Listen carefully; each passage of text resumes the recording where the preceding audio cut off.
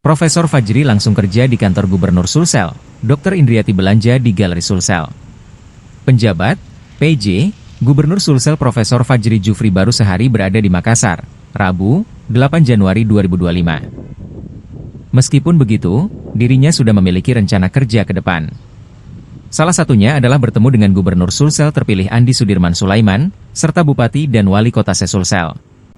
Profesor Fajri mengaku bahwa tugasnya sebagai PJ Gubernur adalah masa transisi, sehingga ketika Andi Sudirman dilantik, seluruh program sudah bisa langsung berjalan.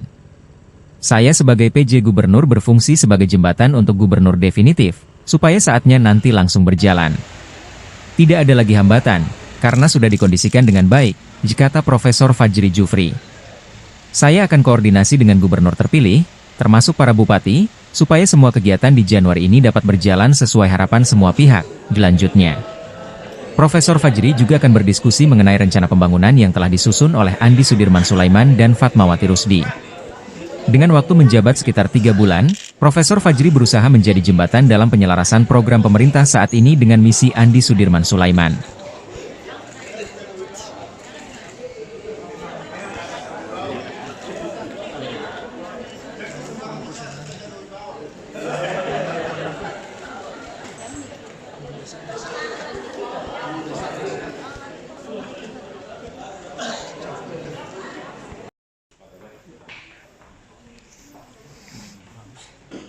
Ini dulu. Ini Pak.